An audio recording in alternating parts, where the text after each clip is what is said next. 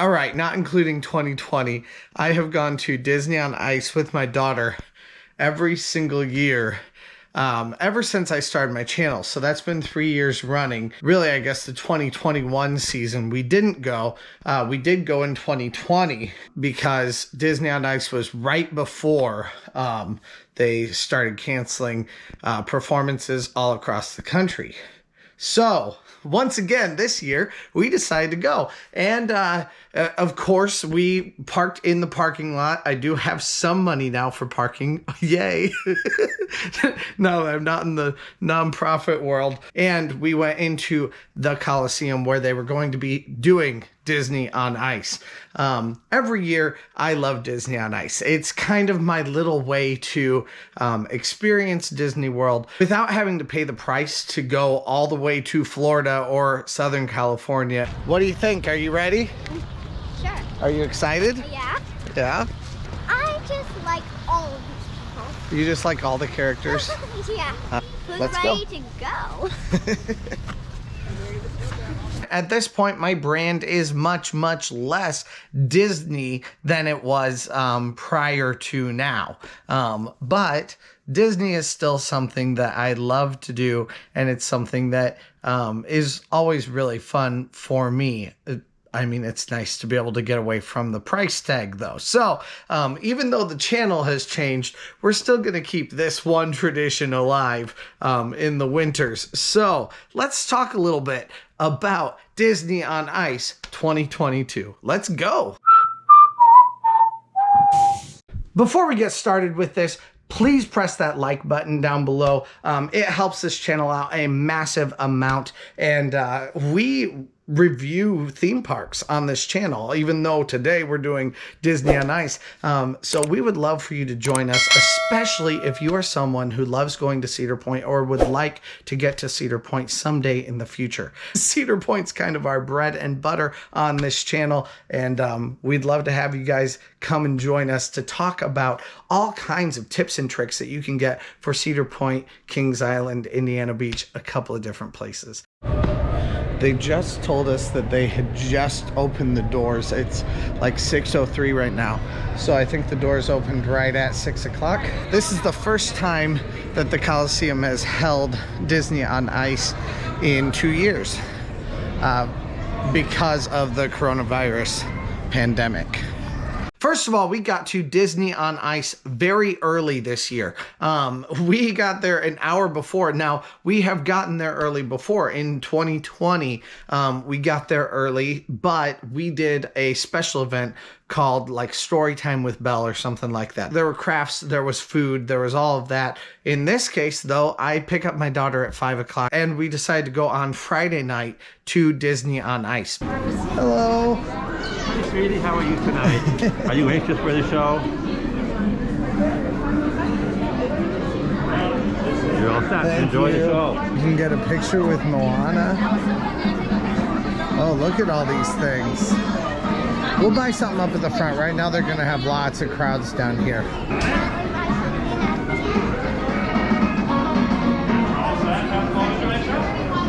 So we ended up being there an hour beforehand. We hadn't eaten, so we grabbed some food when we came in. Of course, grabbing food, it's going to be different at every venue that you go to for Disney on Ice, because generally the venue is responsible for the food.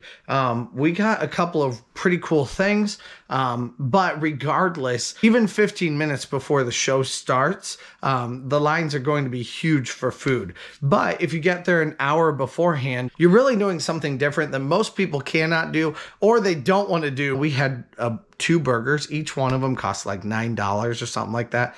Honestly, that's not an impossible price to pay. Even if you go to like someplace like Wendy's, you're still going to spend quite a bit of money on a big sandwich. I mean, you could get, you know, like dollar menu type stuff, but paying $8 to $10 for a burger is not unheard of. We bought our food and then we went over, and there were also incredibly short lines. So there was no line for food. There was also no line for merch. So we went over right away and we bought some merch. It's tradition for me. The very first piece of Disney apparel I ever bought for my daughter was at a Disney on Ice. Like, she still has the Mickey Mouse plush that I bought that year. And now we have a few other things that we've acquired over the years. Thank you. So I think we started going to Disney on Ice when she was 2 years old. I only started documenting it in the last, I guess now it'd be 4 years. Well, lines were almost nothing, which is awesome, but maybe buy your food after you bought your merch, because we had completely full hands. Of course, documenting it is part of the fun for me.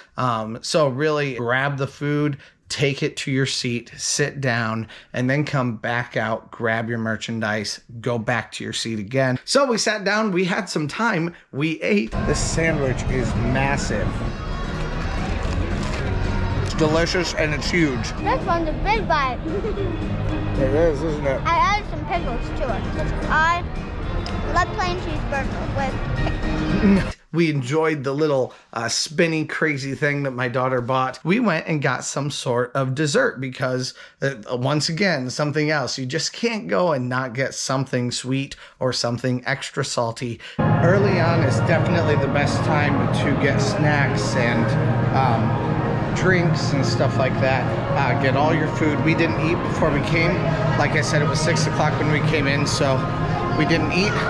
So now we've eaten. Now it's time to get the sweets and the popcorn for fun. Of course, I have a huge penchant for popcorn. My daughter loves the sweet stuff, and to get cotton candy is something special and exciting for her.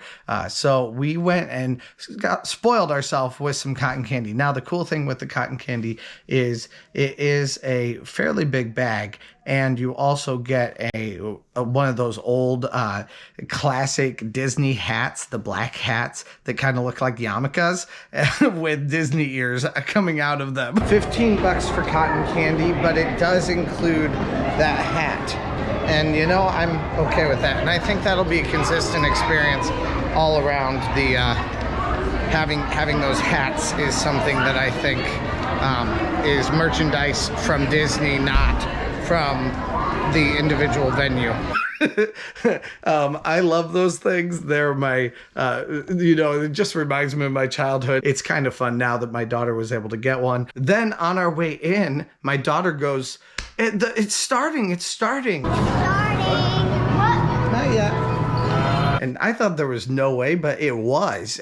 It wasn't that it was actually starting. They did a pre-show this year. So if you are going to Mickey's Searchlight Party, which is the one that we went to, it does have a pre-show to it. So if you get in, 15 minutes early, there's just a little bit more that they do. I've never seen them do a pre-show before. Just some fun, basically Disney channel type stuff. Like you have like some teeny boppers who are kind of doing like some little narration stuff with it. It's definitely fun. It's enjoyable for me, and definitely enjoyable for the kids. So, how is everybody doing? Yeah! Let me show you what it's all about. Check it out. For Mickey Mouse! Warm welcome to Mickey Mouse!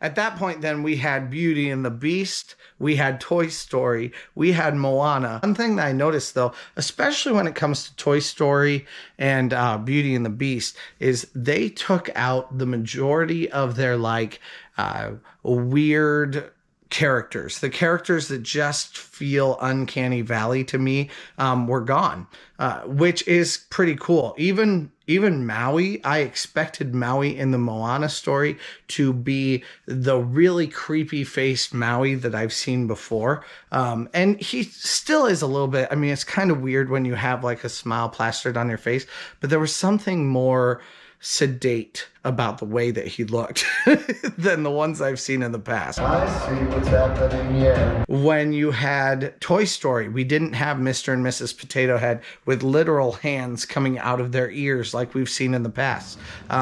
We had, like T-Rex, and we had Woody and Buzz and Jessie and some of the classics there, but they got rid of the ones that really gave a weird look about them. Beauty and the Beast, honestly, was probably the one that was the weirdest, because they had Lumiere with, like, it was just a guy with a clock outfit on, and with like a big handlebar mustache painted on his face. Though, I'm okay with that. There's enough suspension of disbelief, especially in the situation of Disney on Ice, that if I see a person like that, I didn't clock that as like, oh my word, really weird. Like I've definitely done that in the past, seen other things where I just was like, no, you are nightmare fuel and you're terrifying. I can't deal with you. In this case, there was nothing that was really terrifying about the majority of what they did. There were just a couple of things that were maybe a little bit weird, but like Lumiere with his mustache painted on, not anything that was enough to really make me notice and sit up and like go, oh my word, no, I don't like that. Beautiful ice skating. I mean, the skating and the stunts were incredible. I never saw a person fall. There were people flying in the air at different points. During Be Our Guest, for Beauty and the Beast, they had this entire thing of ribbons of big pieces of cloth come down, colorful pieces of cloth, and then the skaters grabbed a hold of them and they ended up going all the way around, and it was like the swings at an amusement park, which those swings terrify me. I cannot imagine not even being buckled into something like this and still having this like you're just holding on to a ribbon. That's all you're doing. You're going around in this huge circle above ice, which is, oh my word, just the whole idea is terrifying. I can't believe people do it, but they do it. So that was, it was pretty cool, and it was cool to see my daughter do a couple of wow, either at me or just while she was watching the show itself. It was definitely enjoyable and fun for me. The very last offering, though, before we got to intermission, was Coco. And Coco was the one that was by far the most insane. Coco had these big pieces of metal, bendy metal. I don't know if it's metal or not, but people climbed up them and the metal bends. So you end up like going like this, up and down over the, like as they're go. It was the coolest thing I've ever seen. Really fun to watch. And it was a very exciting kind of a thing to look at. Like it looked like, what if they fell off? Like how do they know they're not gonna fall off? Because they're bending like if the audience is right here, they're bending like this over the audience. Almost looked from my vantage point like they could touch hands. And it's just, to me, I'm just like, how is that not a liability? How do you not know? How do you know that they're not gonna fall off onto a kid in that front row?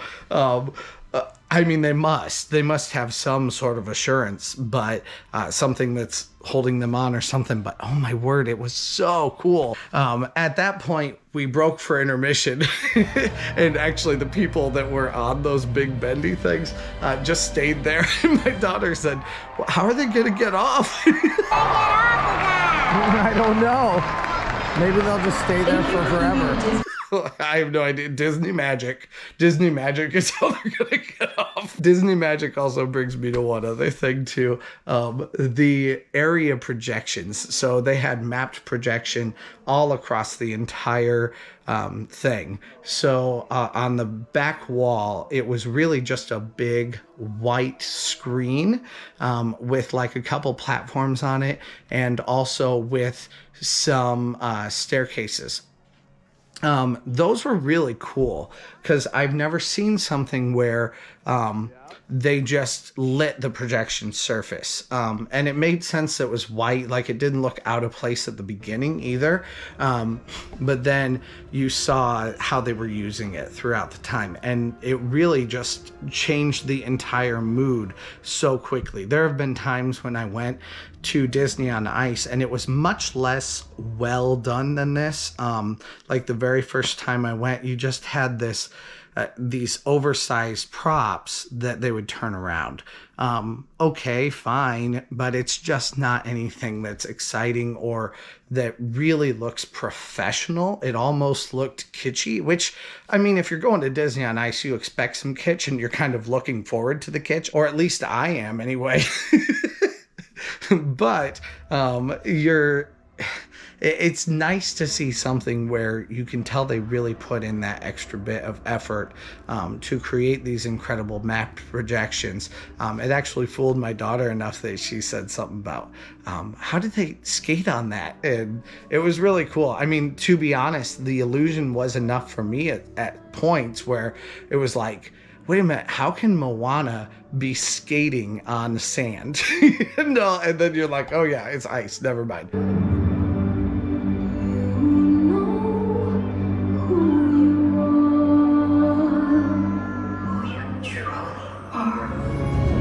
For intermission, this was the first time that my daughter and I just stayed in our seats for the entire intermission time. My daughter said, I never thought bones were that flexible because they had those big bone things that came out and their arms moved all around. And the grandpa lost his. And one of them lost their arm, yeah. But then they were moving all like really flowy.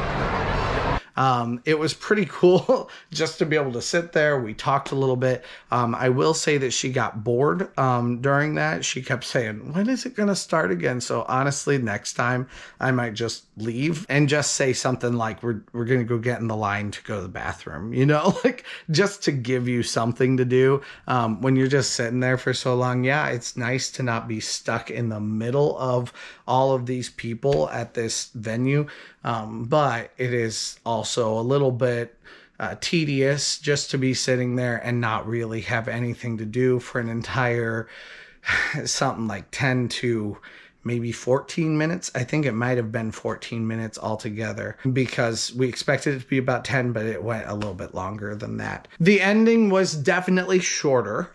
So we had Aladdin, The Little Mermaid, and Frozen. Aladdin, to me, was the high point. I mean, you had people spinning around on things. You had people jumping. You had these like trampolines that they brought out, and people were doing huge flips. You had ice skaters that were skating over these big like BMX ramps, and then doing jumps. And again, my daughter just kept looking at me and going like, whoa, that's so cool.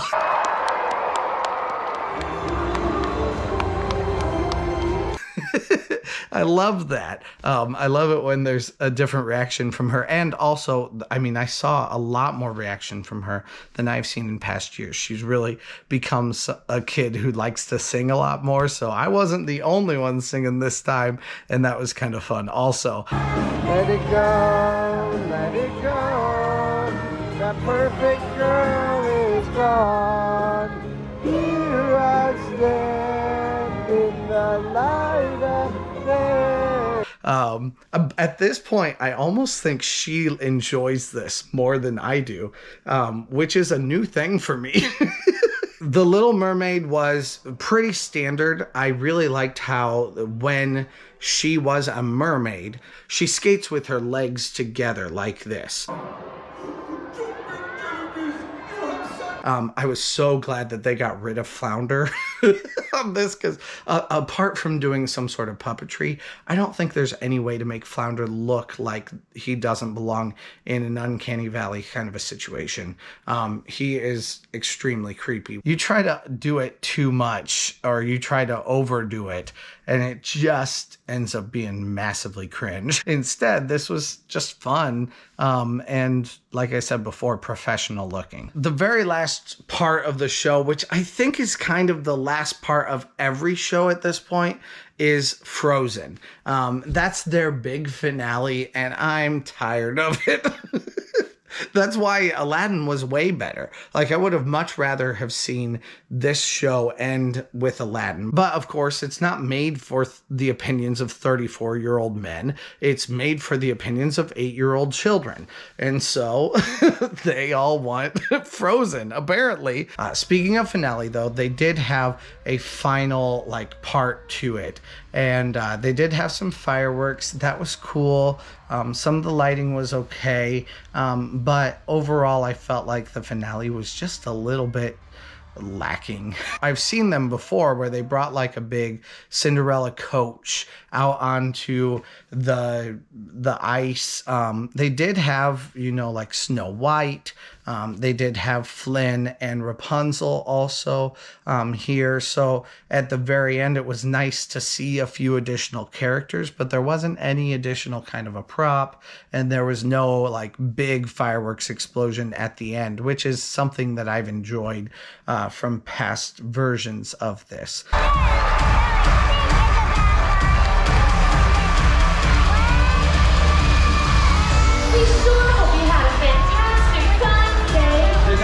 We could have done it without all of your help. And remember, friendship is one of the most powerful We did it! We followed all the clues, didn't we? Of course, then craziness ensues as soon as it's done. My daughter and I just sat there, and I did a little bit of a recap video. So, okay, what did you think? Yes, I love it. What did you love about it? Everything except for the one bone movie. Yeah, you didn't like the Bone movie. What was your favorite part? The ending. The And ending? also, it was so dangerous that it was really, really fun. I'm not sure that this is my favorite one, and that's 2 days or a day later, it's still been my conclusion that not sure that this is my favorite one that I've been to. It was okay though. There's nothing bad about it. And like I said, it was fun because it was professional. But I also think maybe it lost some of its like joy factor because it was so much more professional. It also didn't feel as Disney magical. And I don't know if I can explain that very well unless you just are someone who loves Disney. There's this feeling of like euphoria that comes with some of the Disney programming in the parks, where it just feels like you've been to the parks. And that's what I've loved in past years about this program. This didn't feel like I'd been to the parks. This felt like I'd watched a special on the Disney Channel. And it becomes a little bit less exciting when that's the thing that it feels like, instead of it feeling like, wow, that was like, I just went back to Disney World and I loved every second of it. You know, I went to Disney World, but I went to Disney World in Fort Wayne, Indiana. You know, that's what I was looking for. I'm not sure that they really achieved that feeling for me anyway out of this program this year. However, my daughter was hoping for one last thing that she'd seen from some other girls that were sitting around us, and that was a Moana necklace. So we went downstairs and made one last merch stop. However, the first merch place that we saw, we started to get in line for, that was right outside of our door. I think the majority of people at that point they see the first merch shop and they think, oh, all of them are going to have long lines. We're just going to have to wait in the long line one. But if you go out by the door, the first merch shop that you pass on your way in is a merch shop with no line at all. Because by that point, I imagine people, if you've decided not to buy any merch, you've passed 2 merch stalls already and you're determined. So no, you're just going to grab your kid and just yank him out the door. But if you know that it's down there, you can go down there and get it. And I only had to wait behind like 2 other people in order to get merch, where otherwise it was a line of probably 20 people that I was going to have to wait in. So that would have taken some time. And instead, taking that time to go downstairs and go somewhere else was definitely a good idea. But then also, don't be in a rush on your way out. When you go to Disney on Ice, who cares? When you go to theme parks, who cares? Just wait out the traffic. I mean, that's the thing I'm going to like. That's the horse I'm going to beat to death. Just always. Because I hate crowded parking lots. So, well, why wait in them? Just hang out, go to the bathroom, maybe get one final drink, whatever you need to do, and finish up a few of your snacks and then leave. But get out of there after everyone else has already vamoosed and you don't have to wait. Anyway, thank you guys so much for joining me for this review of Disney on Ice. Let me know, are you going to be going to Disney on Ice? There's Disney on Ice all over the country. They're all different kinds. This one was the Mickey's Searchlight Party, I think is what it was called. Maybe Mickey's Search Party. I don't remember. Search Party sounds better, I think. But whatever it is. So will you be going to a Disney on Ice coming to you soon? Let me know down in the comments if you are planning to do that, and what you like out of the experience. Are you looking for like a theme park feel, or maybe you're looking for something that's maybe you just don't care. Maybe you just want it to be something that makes your kids happy, and that's a fine answer too. Let me know down in the comments, and please take a moment to press that like button, especially if you made it to the end. You have a great day today, and I'll see you later. Bye.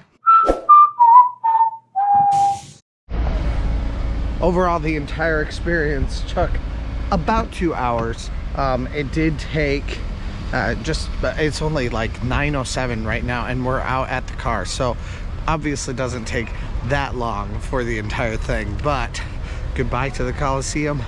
That was a good, fun experience. Once again, let's go.